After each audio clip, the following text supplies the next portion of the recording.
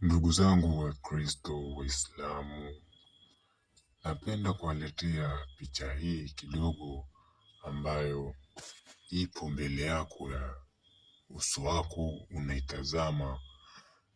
Kama unavyoona, binti huyu sehemu alitaka kuuawa, akadondokea kwenye maporomoko ya maji na pia wamemfunga mikono, lakini bado maadui wanamwandama, bado watu wanamwandama, wanataka kumuua.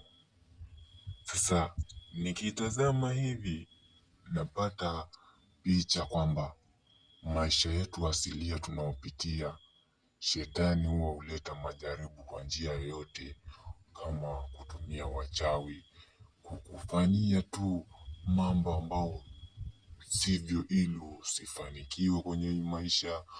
Uone kila kitu ni kigumu, uone kila tegemeo unaotegemea haina msaada, uone nguvu zako zote unazozitumia hazina msaada. Lakini Mungu huwa analeta msaada pasipo na njia, na anafungua njia pasipo na njia,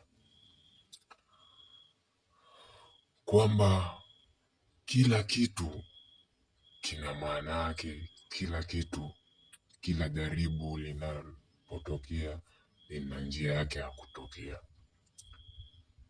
na Mungu huruhusu kila jaribu likukute ili umwamini kwamba yeye yupo. Watu kama kuumwa, kulogwa, kuchukuliwa nyota zao, kuchukuliwa furaha zao. Unakuta watu ni maprofessional lakini wanakuwa wakuta makopo majalalani. Mungu huwa anawaona hawa watu na anawaacha waone, je, wanamtumaini yeye?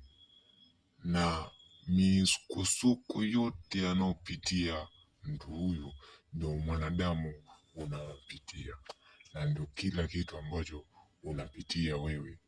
Kwa hiyo Mungu atakupa njia zote za kukusaidia ili ujue kwamba Mungu yupo, na ili utoke hapo ukamtangaze kwamba yeye ndiye Mungu na hakuna Mungu mwingine yote, na hakuna anayemweza Mungu kwa njia yote iza shetani. Maana shetani yeye mwenyewe ndio kamuumba, shetani yeye mwenyewe ndio alikuwa malaika wake wa sifa. Kwa hiyo nitampata wapi mtu ambaye akili zake na zangu zitaendana, kiasi kwamba la kwake litakuwa langu na hata langu litakuwa lake, haijalishi awe mpenzi ama rafiki. Huu ni mwaka mwingine sasa unaisha bila kuwa na mafanikio ya aina yoyote, na mimi kama mimi ninapambana sana. Nilichokuja kugundua kinachonifelisha ni watu. Sasa huyo mtu ambaye atakuwa yuko tayari kunipa muda wake, kunipa mawazo yake, kuniheshimu, kunijali kwa kila namna, ili tu Mungu atakapojalia mwaka mwingine tukafika tukiwa salama, basi tuweze kujenga mambo mengi ya kimaisha. Najiuliza sana, nitampata wapi mtu wa design hii?